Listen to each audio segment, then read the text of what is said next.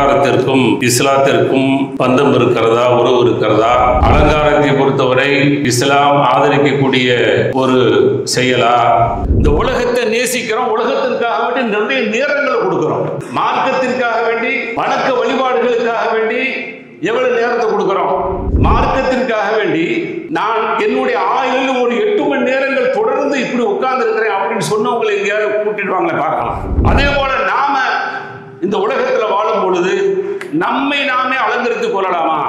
அல்லாஹ்வுடைய தூதர் அவர்களே, ஒரு மனிதன் தன்னுடைய ஆடை அழகாக இருக்கிறத விரும்புகிறார், தன்னுடைய செருப்பு அழகாக இருக்குன்னு சொல்லி விரும்புகிறார். இது பெருமையில் வருமா என்று கேட்டார்கள். நீங்க பெண்களாக இருந்தால் நீங்கள் உங்களுடைய அழகுகளுக்கு கட்டுப்பாடு இருக்கிறது. ஏன் என்று சொன்னால் உங்களுடைய அழகை வெளியில காட்டிட்டு வந்தீங்கன்னு சொன்னா காம பிரியர்கள் உங்கள் மீது காமம் கொண்டு உங்களை வேட்டையாடி விடுவார்கள். பாதுகாப்பு உங்களுக்கு. நல்ல அலங்கரிச்சுங்க, சூப்பரா இருங்க, புது பொண்ணு மாதிரி இருங்க. எப்போதுமே ஈத்திர நைட்டி, இத்து போன நைட்டியை போட்டுக்கிட்டு இருக்காங்க வீட்டுக்குள்ள இருங்க. 2 மணிக்கு டியூட்டி முடிச்சு வர்றாரா, புது பொண்ணு மாதிரி வந்து காட்டுங்க. நீங்க பாத்தீங்கன்னா 20 வயசு 25 வயசு 15 வயசு பிள்ளைகளை, குமரி பிள்ளைகளை அப்படியே அலங்கரித்து வெளியில ஏதோ ஒரு இந்த ஷோவுக்கு, ஃபேஷன் ஷோவுக்கு கூட்டிட்டு போற மாதிரி கூட்டிட்டு வரக்கூடிய அவலத்தை பார்க்கிறமே இஸ்லாமியர்கள்ல. கேவலம் மணப்பெண்ணை கூடுதலாக அலங்காரம் அன்னைக்கு அதை கொண்டு வந்து மேடையில வச்சு பார்த்துக்க, ஷோகேஸ் பொம்மை மாதிரி மணப்பெண்ணை வச்சிருக்கிறேன்னு சொல்லி வச்சு கேவலப்படுத்துறீ. அசிங்கமா இல்ல? இன்னும் கேவலம் சில குடும்பங்கள் அந்நிய ஆண்கள்கிட்ட எல்லாம் கை கொடுக்கக்கூடிய வளங்களை எல்லாம் காட்சி பொருளாக பார்த்துக்கிட்டு இருக்கிறோம். என்ன கேவலம் அது? பிஸ்மில்லாஹிர் ரஹ்மானிர் ரஹீம். இன்னல் ஹம்துலில்லாஹ் நஹ்மதுஹு வ நஸ்தஈனுஹு வ நஸ்தக்ஃபிருஹு வ நு'மினு பிஹி வ நதவக்கலு அலைஹி வ நஊது பில்லாஹி மின் ஷுரூரி அன்ஃபுஸினா வ ஸய்யிஆத்தி அமாலினா من يهده الله فلا مضل له ومن يضلل فلا هادي له واشهد ان لا اله الا الله وحده لا شريك له واشهد ان محمدا عبده ورسوله ارسله بالحق بشيرا ونذيرا اللهم صل على محمد وعلى ال محمد كما صليت على ابراهيم وعلى ال ابراهيم انك حميد مجيد اللهم بارك على محمد وعلى ال محمد كما باركت على ابراهيم وعلى ال ابراهيم انك حميد مجيد اما بعد فان خير الحديث كتاب الله وخير الهدي هدي محمد صلى الله عليه وسلم شر الامور محدثاتها كل محدثة بدعة كل بدعة ضلالة وكل ضلالة في النار فاعوذ بالله من الشيطان الرجيم يا أيها الذين آمنوا اتقوا الله حق تقاته ولا تموتن إلا وأنتم مسلمون. அன்றுக்குரிய சகோதரர்களே, அல்லாஹ்வுடைய மாபெரும் கருணையினால் எல்லாம் வல்ல அல்லாஹ் அவனால் ஒப்புக்கொள்ளப்பட்ட உயர்வான மார்க்கமாக இருக்கக்கூடிய இஸ்லாமிய மார்க்கத்தில் நம்மை எல்லாம் ஆக்கி, அதிலும் குறிப்பாக ஜும்மாவுடைய கடமையை அல்லாஹ்வும் அல்லாஹ்வுடைய தூதர் முஹம்மது ஸல்லல்லாஹு அலைஹி வஸல்லம் அவர்கள் எந்த அடிப்படையில் நடைமுறைப்படுத்த சொன்னார்களோ அந்த அடிப்படையில் நடைமுறைப்படுத்துவதற்காக வேண்டி நாம் எல்லாம் இங்கே கூடியிருக்கிறோம்.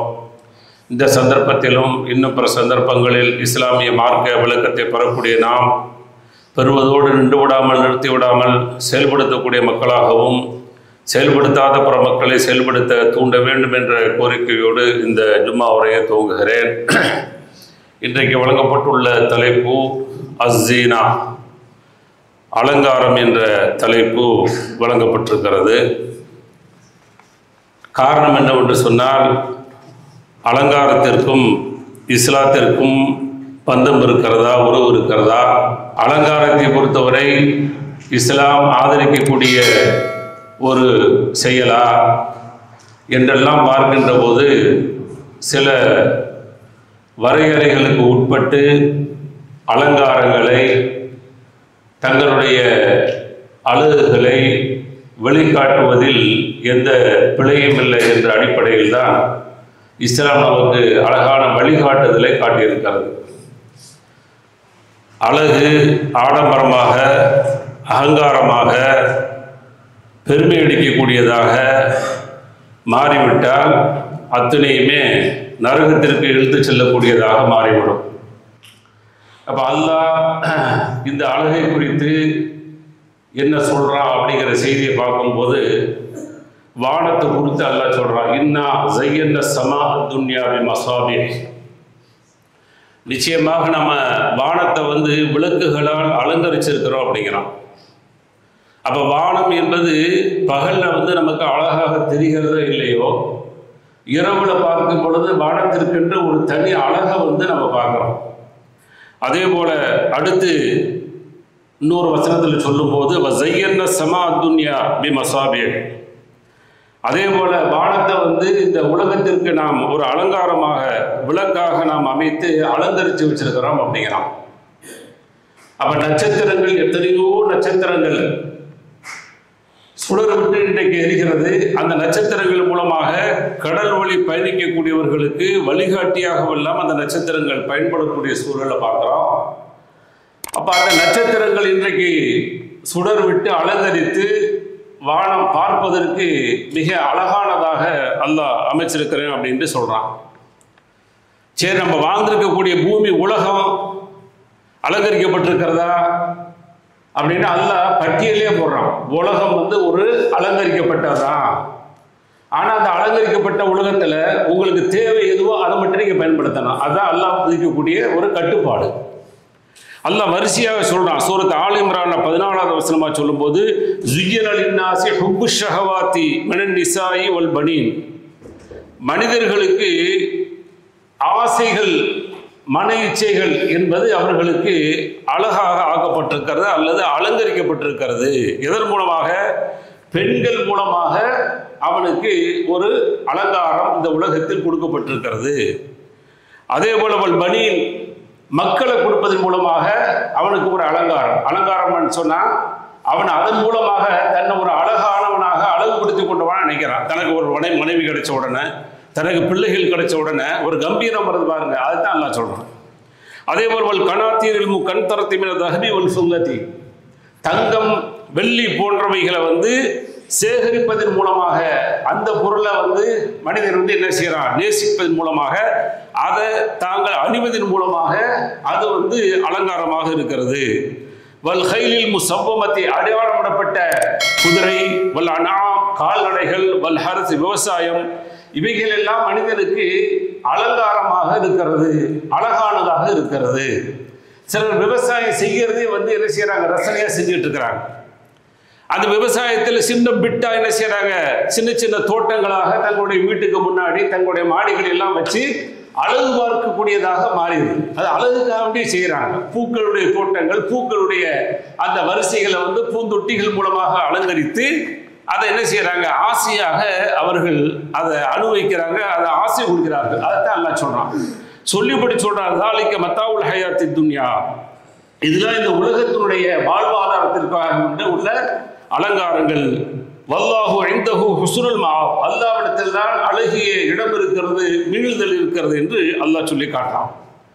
அதே போல இந்த உலகத்தை இன்னும் சொல்லும் பொழுது சூரத் ஹதீதுல 20வது வசனமா சொல்றான், இஅலமு, அறிந்து கொள்ளுங்கள், அன்னமல் ஹயாத்து துன்யா லஅபுன் வல்லஹுன் வஸீரத்துன், இந்த உலகம் எப்படி இருக்கிறது சொன்னா வீணானதாக இருக்கிறது, விளையாட்டாக இருக்கிறது, வஸீனா, அலங்காரமாக இருக்கிறது, அலங்கரிக்கப்பட்டிருக்கு.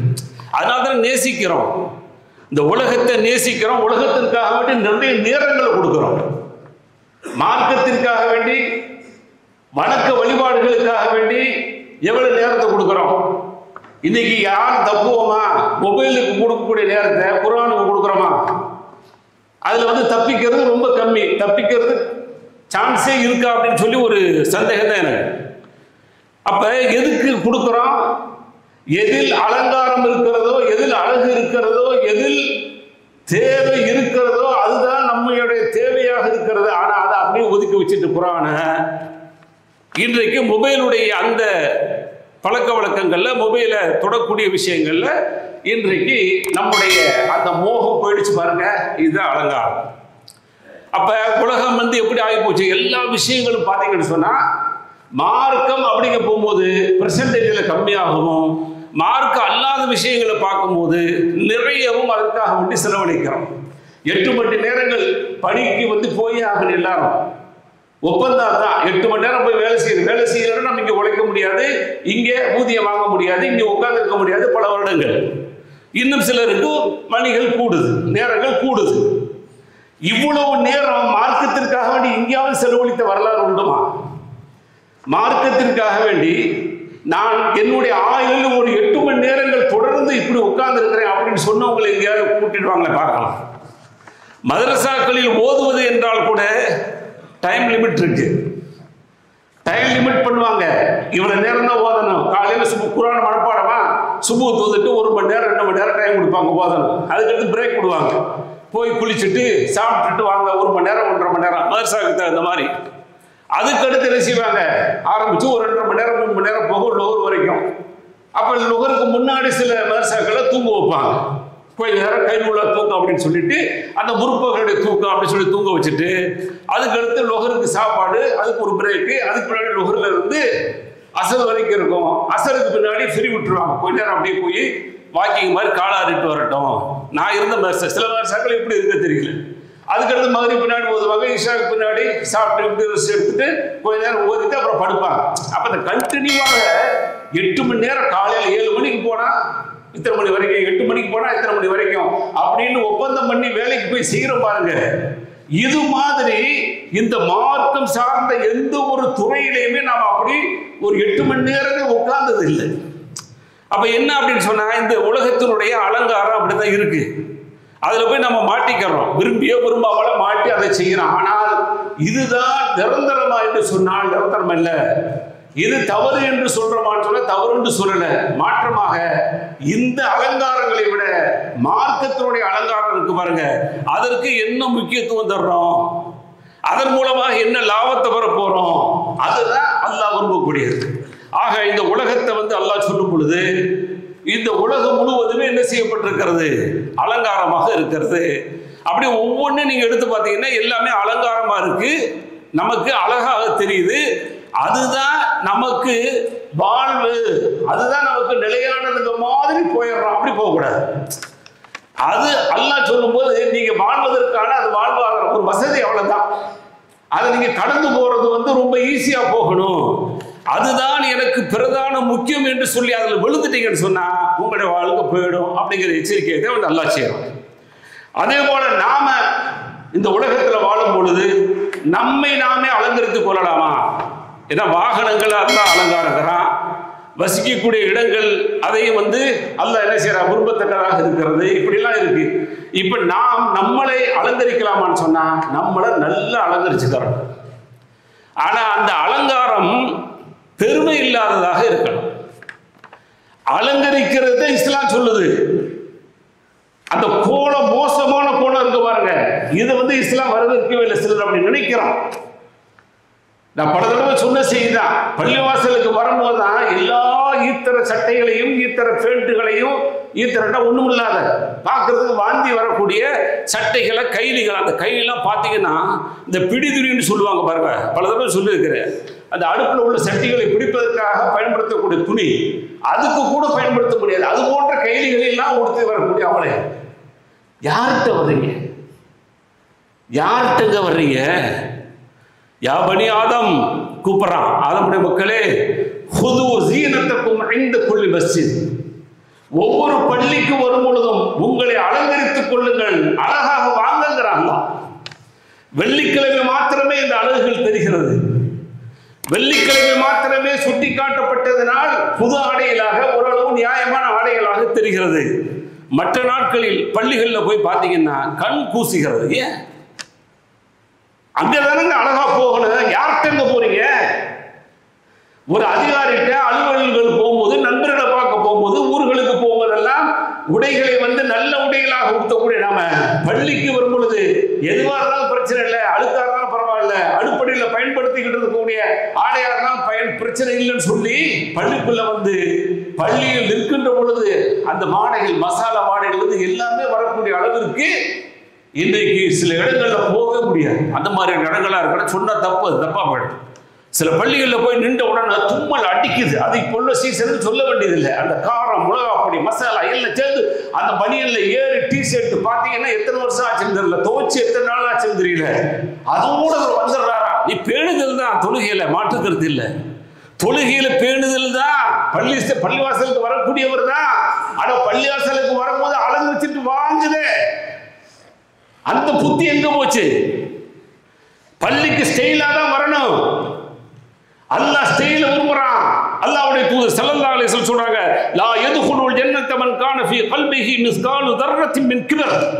யாருடைய உள்ளத்தில் கடுகளவு பெருமை இருக்கிறதோ அவன் சொர்க்கம் அடைய மாட்டான். வார்த்தை வீரிய பயங்கரமா இருந்துச்சு, வார்த்தை கடுமையா இருந்துச்சு. கடுகளவு ரொம்ப பெருசா பெருமை வேண்டியதில்லை, காரணம் மாதிரி எல்லாம் பெருமை அடிச்சு பூமியில சொருவப்பட வேண்டியதில்லை. சின்ன அளவுக்கு பெருமை இருந்தால் சொர்க்கம் போக மாட்டீங்க. உடனே சொன்ன உடனே சஹாபாக்கள் பயமாயிடுச்சு. அல்லாஹ்வுடைய தூதரை இப்படி சொல்றீங்களே அப்படின்னு சொல்லி கீழே கேட்கப்பட்டது. இன்னர் ரஜல யுஹிப்பு அன் யகூன ஸௌபுஹு ஹஸனா வ நஅலுஹு ஹஸனா. அல்லாஹ்வுடைய தூதர் அவர்களே, ஒரு மனிதன் தன்னுடைய ஆடை அழகாக இருக்கிறத விரும்புகிறார், தன்னுடைய செருப்பு அழகாக இருக்குன்னு சொல்லி விரும்புகிறார். இது பெருமையில் வருமா என்று கேட்டார்கள்.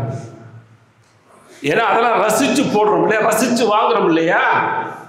அப்படி வாங்கி போடக்கூடிய ஆடைகளாக இருந்தாலும் செருப்பாக இருந்தாலும் அதில் பெருமை இருக்கிறதா என்று கேட்ட உடனே சொன்னார்கள், இன்னல்லாஹ ஜமீலுன் யுஹிப்புல் ஜமால். அல்லாஹ் அழகானவன், அழகையே விரும்புகிறான் என்றார்கள் அல்லாஹ்வுடைய தூதர் ஸல்லல்லாஹு அலைஹி வஸல்லம். அல்லாஹ்வும் சூப்பரா இருக்கிறான், அப்படிதான் பார்க்க போறோம். பௌர்ணமி நிலவில எந்த விதமான மேகம் இல்லாமல் இருந்தால் எப்படி முழு நிலவை பார்ப்போமோ அப்படி ரப்பை பார்ப்போம். அந்த பாக்கியத்தை உங்களுக்கு எனக்கு எல்லாருக்கும் தரணும். அல்லாஹ் அந்த அளவுக்கு தன்னை அழகானவன் என்று சொல்றான். பார்ப்பதற்கு கரண்டு போட மீச வச்சுக்கிட்டு அருவாளை வச்சுக்கிட்டு ஒரு மாதிரியா பார்ப்பதற்கே பயமுறுத்தக்கூடியவனாக கடவுள் இல்லை. கடவுள் என்பவன் அழகானவனாக இருக்கிறான், அழகை விரும்புகிறான். அழகா இரு அப்படின்னு சொல்லி இஸ்லாம் சொல்லுது. இப்ப அந்த அழகை பொறுத்த வரைக்கும் நாம பெருமை இல்லாமல் அந்த அழகை பார்த்துக்கிறோம்.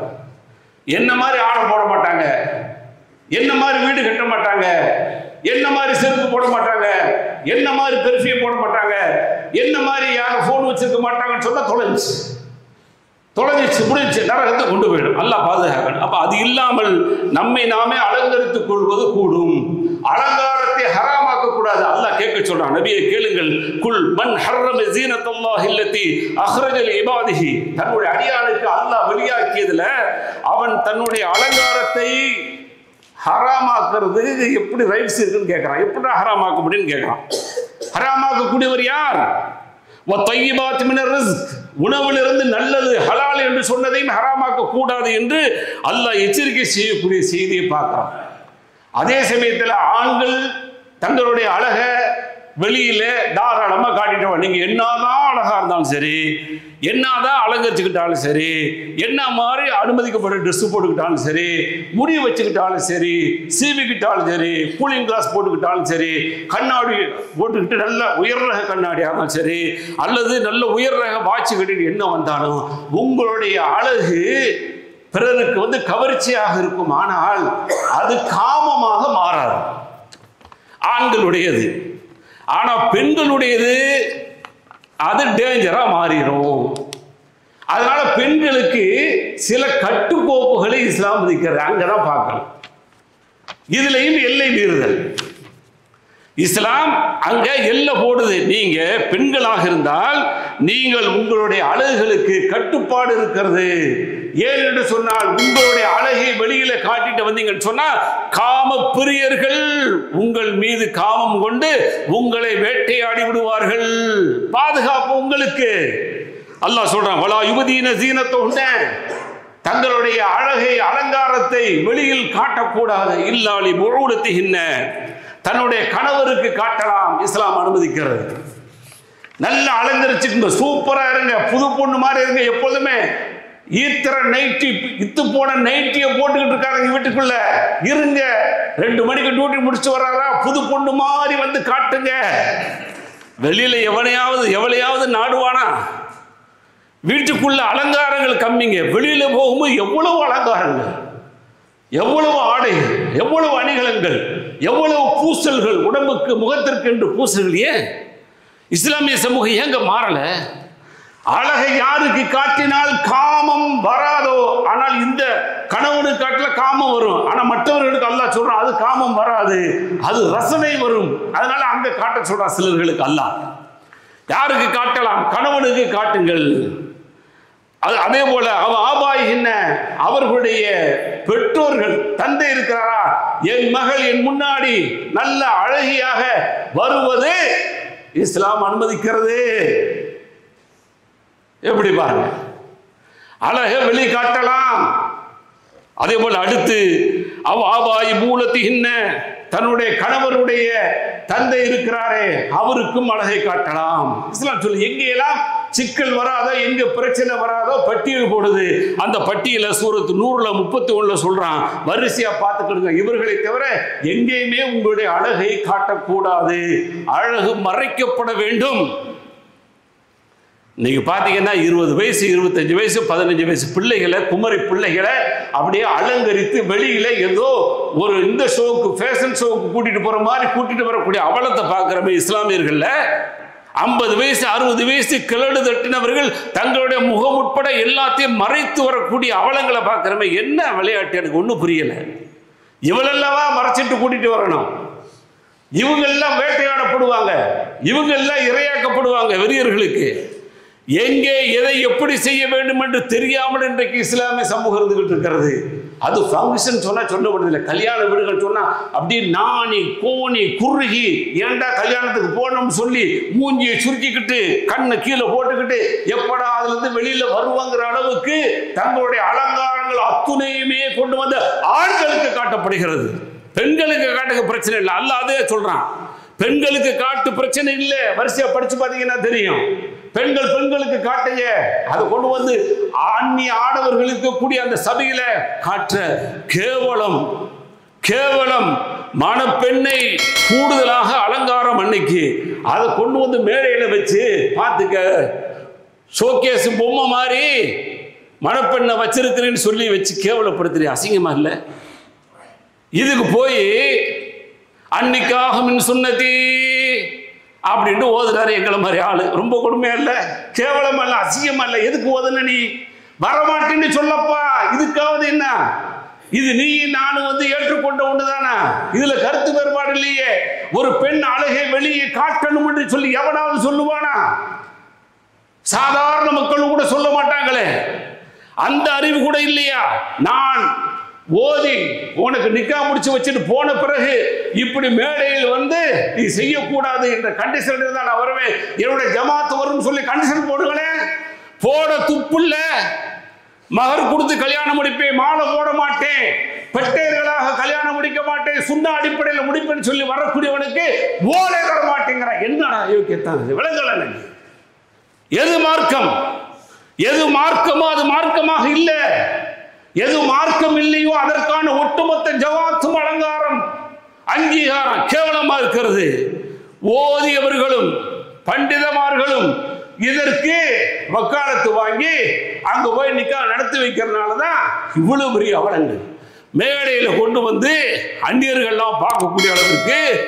இன்னும் கேவலம் சில குடும்பங்கள் அந்நிய ஆண்கள்கிட்ட எல்லாம் கை கொடுக்கக்கூடிய வளங்களை எல்லாம் காட்சி பொருளாக பார்த்துக்கிட்டு இருக்கிறோம். என்ன கேவலம் அது? அல்லாஹ் என்ன சட்டத்தை சொல்றான்? அழகு வெளியில காட்டாதீங்க, எந்த வகையில காட்டுவதற்கு அனுமதி இல்லை. அதே போல சில பெண்கள் செய்யக்கூடிய சேட்டைகளை அல்லாஹ்வுடைய தூதர் ஸல்லல்லாஹு அலைஹி வஸல்லம் சொல்றாங்க. லஅன ரசூலுல்லாஹி ஸல்லல்லாஹு அலைஹி வஸல்லம் அர்-ரஜுலு யல்பிசு லுபஸத்தல் மராத்தி வல் மராத்து தல்பிசு லுபஸத்தல் ரஜுலி. அபூதாவுல வரக்கூடிய செய்தி, ஆணுக்கு பெண், ஒரு பெண்ணுடைய அந்த ஆடைகள் அல்லது பெண்ணுக்கு ஒப்பான அந்த ட்ரெஸ்ஸுகளை எல்லாம் அணிந்து கொள்வது சாபத்திற்குரியது என்று அல்லாஹ்வுடைய தூதர் சொல்றாங்க. ஆணை போல பெண்ணும் பெண்ணை போல ஆணும் ஒப்பாக கூடாது. ஆண் ஆண் தான், பார்ப்பதுக்கு ஆண் ஆணாக தெரியணும். அப்படி பார்த்தோம்னா பெண் பெண்ணாக தெரியணும். சின்ன பிள்ளையிலே போட்டு விடுறான், இடத்த போட்டு விடுறான். அண்ணன் டிஷர்ட்டை அண்ணன் பேண்ட்டை போட்டு ஆம்பளை மாதிரி இருக்கு அப்படிங்கிறான். இந்த புள்ளவுடைய மனசுல என்னத்தை மதிக்கிறான்? ஒரு பெண் என்பவள் ஆண் தான் ரசனைக்குரியவன் போல அண்ணன் மாதிரி இருக்கிறான், ஆம்பளை மாதிரி இருக்கிறாங்கிற வார்த்தையை நீ போடுற பாரு, அவங்களுடைய பிஞ்சில விதைச்சிடுற. இன்னைக்கு பார்த்தீங்கன்னா ஆடு மாடுகளை போல அவர்கள் தங்களுடைய ஆடைகளை எப்படி ஆண்கள் அணிவாங்களோ, கீழே பார்த்தீங்கன்னா பேண்ட்டு, மேலே டிஷர்ட்டு அல்லது சாதாரண சட்டைகளை போட்டுக்கிட்டு கேவலமாக வரக்கூடிய இஸ்லாமிய சமூகத்தை பார்க்குற, மற்றவங்க எல்லாம் விட்டுருங்க. அப்ப இதையெல்லாம் அல்லாஹ்வுடைய தூதர் ஸல்லல்லாஹு அலைஹி வஸல்லம் சாபத்திற்குரியதுன்றாங்க. அதே போல இன்னும் சில சாபத்தை வந்து அல்லாஹ்வுடைய தூதர் ஸல்லல்லாஹு அலைஹி வஸல்லம் சொன்னாங்க. எந்த அளவுக்கு சொன்னா நீண்ட செய்தியாக சொல்றாங்க. இது புகாரி முஸ்லிம்ல இடம்பெற்றிருக்கக்கூடிய செய்தி. இப்னு மஸ்ஊத் ரலியல்லாஹு தஆலா அன்ஹு வந்து என்ன செய்யறாங்க அப்படின்னு சொன்னா ஒரு செய்தியை வந்து சொல்றாங்க. என்ன சொல்றாங்க?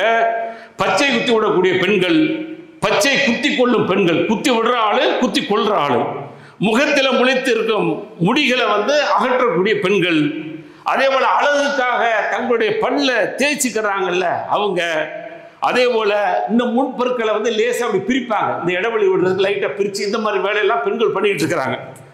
அவங்க அல்லாஹ் தந்த உருவத்தை மாற்றிக்கொள்ள விரும்பும். அல்லாஹ் மூக்கை வந்து ஒரு மாதிரி கொடுத்துட்டானா அந்த மூக்கை வந்து மாத்தாரு. அல்லாஹ் உனக்கு கொடுத்துட்டான்ல, எல்லாத்துக்கும் சரியா கொடுத்தான்ல, உனக்கு மூக்கை ஏயா கோலமா கொடுத்துருக்கான், உனக்கு அல்லாஹ் தான் கொடுத்தா, ஏத்துக்க. அதையே ஏற்கிறதுல மறுக்கிற, அல்லாஹ் படைச்சதுல மாற்றத்தை கொண்டு வராத சொல்லிவிட்டு அடுத்து சொன்னாங்க, அல்லாஹ் மீது சாபம் உண்டாகட்டும், இவ்வளவு லிஸ்ட்டை போட்டு அல்லாஹ் மீது சாபம் உண்டாகட்டும் அப்படின்னு சொன்னாங்க.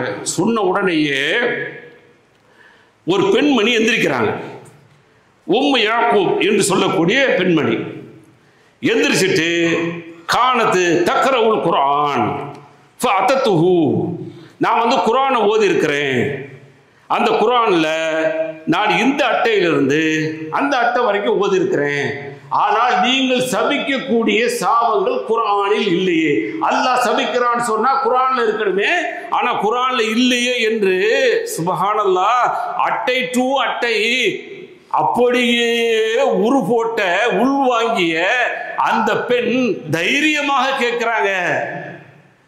இந்த தைரியம் வருமா?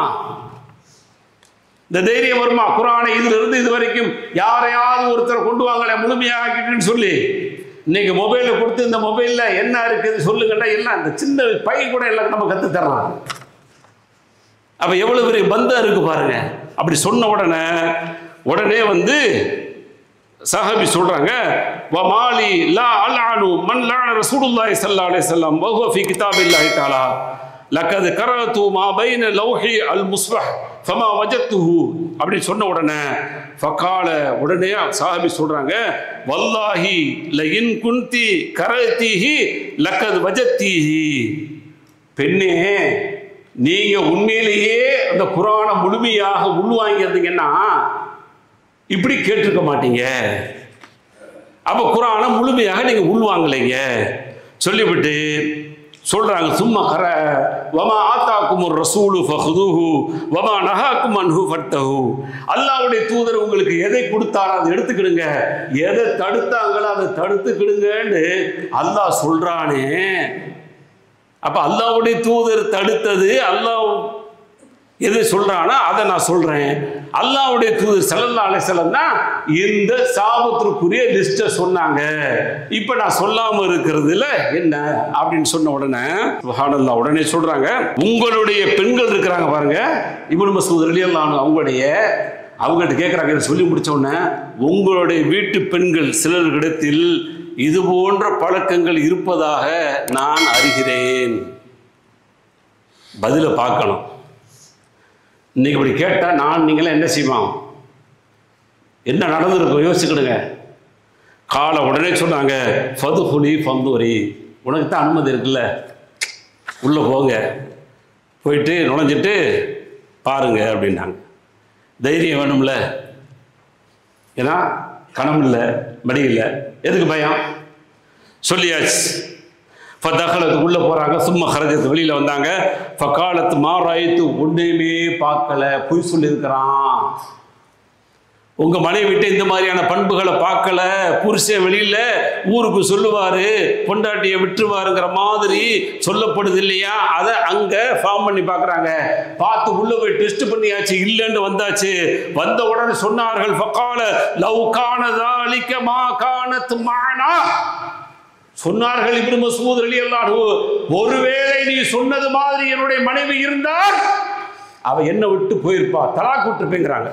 சுப்ஹானல்லாஹ், என்ன பந்தங்க, என்ன பந்தம், கணவன் மனைவியுடைய பந்தம், எவ்வளவு பெரிய வார்த்தை இது.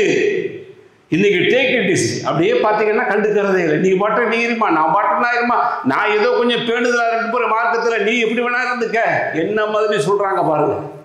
மார்க்கம் என்பது எப்படி கிடைச்சது? உயிரை கொடுத்து, உதிரத்தை கொடுத்து, பொருளை கொடுத்து கஷ்டப்பட்டு வாங்கியது மார்க்கம். அந்த மார்க்கம் இன்னைக்கு நமக்கு கேள்விக்குறியா இருக்கு. அல்லாஹ் பாதுகாக்கணும். எனவே அலங்காரங்கள் இஸ்லாம் அனுமதிக்கப்பட்ட முறையில் பாதுகாத்துக் கொள்ளுங்கள். அல்லாஹ்வுக்கு பிரியம் இல்லாத விஷயங்களில் தவிர்த்து கொள்ளுங்கள்.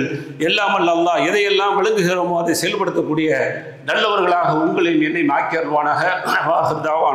அல்ஹம்துலில்லாஹி ரப்பில் ஆலமீன். பிஸ்மில்லாஹிர் ரஹ்மானிர் ரஹீம். வஸ்ஸலாத்து வஸ்ஸலாமு அலா அஷ்ரஃபில் அன்பியா வல் முர்சலீன் நபியினா முஹம்மதின் வ ஆலிஹி வ அஸ்ஹாபிஹி அஜ்மஈன். அம்மா பஅத். அன்பார்ந்த சகோதரர்களே, சமீபமாக ஒரு வார காலமாக ஐ லவ் முஹம்மத் ஸல்லல்லாஹு அலைஹி வஸல்லம் அப்படிங்கிற பேனர் போயிட்டுருக்கு. எத்தனை பேருக்கு அதனுடைய நோக்கங்கள், அது ஏன் அது போன்ற ட்ரெண்டிங் பரவப்பட்டுச்சு அப்படிங்கிற செய்தியை புரிந்தவர்கள் புரிந்திருப்பீங்க, பார்த்தவங்களுக்கு செய்தி தெரிஞ்சிருக்கும். ஆனால் எந்த செய்தியை சொல்லுது, அந்த செய்தியை சொல்வதன் மூலமாக சமூகத்திற்கான பாடம் என்னங்கிறதுக்காக வேண்டிய பதிவு தான் சில நிமிடங்கள். வடநாட்டில் என்ன நடக்குதுன்னு சொன்னால் மீலாது ஊர்வலம், அது நமக்கு உடன்பாடு இல்லை, சரியா? ஆனால் போகிறாங்க. போகும்போது நான் முகமது விரும்புகிறேன், ஐ லவ் முகமது அப்படிங்கிற மாதிரி என்ன செய்கிறாங்க, பேனரோடு போனதுக்கு பரிசு என்ன தெரியுமா? ஒரு 5 பேரை பிடிச்சி அரெஸ்ட் பண்ணி அவங்க மேலே வழக்கு பதிவு செய்கிறாங்க. ஆனால் இவங்க என்ன செய்யலை, பெரிய கொலை குற்றமோ பெரிய பாரதூரமான எந்த வேலையும் செய்யலை. நான் முகம்மதை நேசிக்கிறேன், நீ முகம்மதை நேசிக்கிறேங்கிறத வெளியில் சொல்ல வந்தா உனக்கான தண்டனை என்ன தெரியுமா? சிறை கூட தான் அப்படின்னு சொன்ன உடனே அப்படியே செய்தி பரவுது. பரவ பரவ பரவ மக்கள் அப்படியே எழுச்சி எந்திரிக்கிறாங்க. ஏன்னா அந்த சமூகம் தூங்கிட்டு தான் இருக்குது, நிறைய தூங்கிட்டு இருக்கிறமே. ஏன்னா எல்லாரும் ஒரே ஒரு மூச்சு விட்டவன அப்படியே உலகம் முழுவதும் எந்திரிச்சாடுவீங்களே. ஒருத்தர் சொன்னார்ல, நீ ஒண்ணுக்கு அடிச்சா அந்த ஒண்ணுக்கு போய் அவனை காலி பண்ணிருந்தாரு. வேற ஒண்ணுமே சொல்லல, மூத்தா போயிட்டாரு அவரு. நீ ஒண்ணுக்கு மட்டும் அடித்தா வேற ஒண்ணும் இல்லை, அந்த ஒண்ணுக்கு ஒண்ணுக்கு ஒன்னா சேர்ந்து போனா அதுல அவன் அழிஞ்சு போயிருவான். அவ்வளவு பெரிய கூட்டணி இருக்கிறீங்க, உங்க ஒற்றுமையை அதுல காட்டுங்கன்றாரு. சில இடங்கள்ல காட்டுறோம், அதுதான் காட்டினாங்க. நீ இப்படி சொல்லிட்டாலையா, நாங்க போற ட்ரெண்டிங் பண்றோம்னு சொல்லி ஐ லவ் முகம்மது அடிச்சாங்க. அடிக்க பயந்துட்டான், அரசு பயந்துருச்சு. ஏன்னா ஏற்கனவே அவங்களுடைய ஒரு ஆள் என்ன செஞ்சாங்க, முகமது ஸல்லல்லாஹு அலைஹி வஸல்லம் தப்பா பேசி அரபு நாடுகளே எச்சரிக்கக்கூடிய அளவுக்கு போகும் பொழுது அப்படியே அவங்கள தன்னுடைய கட்சியை விட்டு நீக்கினாங்க, சரியா? அதே மாதிரிதான் இது பிரச்சனை விஸ்வரூபம் எடுக்க போகிறது அப்படிங்கிறத புரிஞ்ச உடனே இல்ல, நாங்க வழக்கு பதிவு அவங்க மேல இப்படி சொன்னதுக்காக போடல, அனுமதி இல்லாம போயிட்டாங்க, அதனால போட்டேன்னு சொல்லி அப்படி மாத்தி பூசி ஒரு மாதிரி பின்னால் அடிச்சுட்டான். அப்ப அந்த ஒற்றுமை அப்படிங்கிறத பலங்கிறத மார்க்கம் சார்ந்த விஷயங்களை இந்த உலகத்தில் யார் கையாடினாலும் சரி, அதற்கு எதிர்கொள்வதற்கு நாங்கள் எல்லாம் ஒன்னா நிக்கிறோம்னு சொல்லி ஓங்கி அடிச்சேன்னு வச்சுக்கிடுங்க, எல்லாரும் பயப்படுவான். அந்த அடிக்கிற தைரியம், அந்த அடிக்கக்கூடிய மனப்பாங்கு இஸ்லாமியர்கள்ட்ட முஸ்லிம்கள்ட்ட இல்லை. அதான் பெரிய வேதனை. அது இருந்துச்சு அப்படின்னு சொன்னா அவ்வப்பொழுது நடக்கக்கூடிய சில சம்பவங்கள், சில செய்திகள் இது போன்ற பாடங்களை கொடுத்துக்கிட்டே இருக்கு. நீங்க நினைச்சீங்கன்னா, நீங்க ஒற்றுமையா இருந்தீங்கன்னா முடியும் அப்படிங்கிற செயல்களை காட்டிக்கிட்டு இருக்கு. ஆனா எங்களால இருக்க முடியும், ஆனா இருக்க மாட்டோம். இருந்தோம்னு சொன்னா என்னவோ தெரியல, அல்லாஹ் பாதுகாக்கணும். எது அப்படி இருக்க விட மாட்டேங்குதுன்னு தெரியல. சில விஷயங்களில் அப்படி இருக்கக்கூடிய சூழல் சமூகத்துக்கு உருவாகிறது. பல விஷயங்களில் அப்படியே தூக்கி போட்டுட்டு ஓரமாக போறோம்னு சொன்னா அப்ப நாம இருந்தால் வெற்றி இருக்கிறது அப்படிங்கிறதுக்கான பாடம் தான் இன்றைக்கு ட்ரெண்டிங்ல ஆன முகம்மதை நேசிக்கிறேன் அப்படிங்கிற ஐ லவ் முஹம்மது அப்படிங்கிற வார்த்தை. அந்த மார்க்கத்தில் தான் நாம் இருக்கிறோம். அந்த மார்க்கத்தை அவர் ரொம்ப ஈஸியா கொடுத்துட்டு போயிடல. அவர் எவ்வளவு பெரிய தியாகம், எவ்வளவு பெரிய கஷ்டம், எவ்வளவு பெரிய உழைப்பு, 23 ஆண்டு கால பயணம், எத்தனை தோழர்களை இழந்து இந்த இஸ்லாத்தை கொடுத்திருக்கிறாரு. ஆனால் இந்த இஸ்லாம் நமக்கு ஏதோ ஒரு கேள்வி பொருளாக எள்ளி நகையாகக்கூடிய பொருளாக இஸ்லாத்தை முழுமையாக பின்பற்றுவதில் ஊருக்கு பயப்படக்கூடியது அல்லது உலகத்தை பயப்படக்கூடியது அல்லது ஏதோ ஒன்றை விரும்பக்கூடியதாக ஒவ்வொருவரும் மாறி இன்றைக்கு அந்த மார்க்கத்தினுடைய நேசம், முஹம்மது ஸல்லல்லாஹு அலைஹி வஸல்லம் நேசம் மங்கி கிடக்கிறது. உண்மையிலே நேசங்கிறது வெளிப்படுதலைங்க, ஐ லவ் முஹம்மது வெளிப்படுதல. இந்த வெளிப்பாடு சிங்கிகள் எப்படி பஞ்சாபில் உள்ள சிங்கிகள் தாடியும் தர்பனும் வச்சிருக்கிறாங்களோ அதே போல உலகத்தில் வாழக்கூடிய எந்த முஸ்லீமுடைய முகத்தை போய் பார்த்தாலும் தாடி இருக்கும் அப்படிங்கிற ஐ லவ் முஹம்மது, உண்மையிலே முகம்மதை நேசிக்கிறேன், அதனுடைய வெளிப்பாடாக இந்த மயிரை நான் அப்படியே விட்டுட்டேன்னு சொல்லி விட்டு நம்ம சொன்னா பெரிய அளவுல இன்னைக்கு அது பிளாஷ் ஆயிருக்கும். இந்த முகத்தில் உள்ள இதை விடுறதுக்கு இன்னைக்கு பெரிய பிரச்சனை, தொழில் பிரச்சனை, சில மற்றவங்களுக்கு என்னென்னமோ பிரச்சனை அப்படிலாம் செஞ்சு இன்னைக்கு என்ன செய்யப்படுது, பெரும்பாலான மக்களுடைய முகங்களில் இஸ்லாமியருக்கான அந்த தோற்றம் இருக்கிறது. அதற்கான தொப்பிக்கான சண்டை நடக்கிறது, தாடிக்கான சண்டைகள் இல்லை. தாடி வைக்காதவர் பள்ளிக்குள் வராதே, தொழுகாதே, போடு ஜமாத் அன்பர்களே, ஜமாத் மெம்பர்களே, ஜமாத் தலைவர்களே, அடக்கத்தோடு கேட்கிறேன், சந்தோஷம். அப்படி போட்டிருந்தீங்கன்னா உண்மையிலேயே ஐ லவ் முஹம்மது, நீங்க முகமது நேசிச்சிருக்கிறீங்க. முகமது ஸல்லல்லாஹு அலைஹி வஸல்லம் சொல்லாத ஒண்ணுமில்லாத ஒரு தொப்பி தூக்கி எறியலாம், ஒண்ணுமே இல்லை. இது தேவைப்பட்டா போட்டுக்க, கழட்டிக்க. இதுக்கு இவ்வளவு பெரிய விமர்சனம், போர்டு வச்சு தொப்பி இல்லைன்னா தொலை வரக்கூடாது. ஒருவேளை தொப்பி இல்லாம இருந்தா அங்க அழுக்கு பிடிச்சது, பேன் பிடிச்சது, எண்ணெய் பிடிச்சது, பிளாஸ்டிக் கொட்டா மாதிரி கிடக்கிறது தலையில கவுத்து விட்டுட்டு போகக்கூடிய அவலங்கள் இருக்கிறது. முன்சஃபில் 70 வயது 60 வயது 80 வயது பெரியவர்கள் முதியவர்களை எல்லாம் ஊர்களில் சென்றால் பாருங்கள், பார்த்திருக்கிறேன். இழுத்து பிடிச்சு தோள்களை எல்லாம் வலித்து இழுத்து தன்னுடைய முகத்தில் உள்ள முடியை வலித்து முதல் சொம்பளை உட்காரக்கூடியவருக்கு அங்கீகாரம் இருக்கிறது. முஹம்மது ஸல்லல்லாஹு அலைஹி வஸல்லம் நேசம் எங்க இருக்கிறது? முஹம்மது ஸல்லல்லாஹு அலைஹி வஸல்லம் மார்க்கத்தை எப்படி கொடுத்தாங்க, எவ்வளவு கஷ்டப்பட்டு கொடுத்தாங்க. அந்த மார்க்கம் இன்றைக்கு நமக்கு எது தேவையோ அது மார்க்கமும், எதை பின்பற்ற முடியுமோ, எதில் பிரச்சனை இல்லையோ அதை நாம் வாழ்க்கையாக எடுப்பதும், எது நமக்கு பிரச்சனைகளும் நமக்கு எது சிரமங்களும் நமக்கு ஏற்படுத்துமோ அதை விட்டு அப்படியே ஒதுங்கி இருக்கிறது.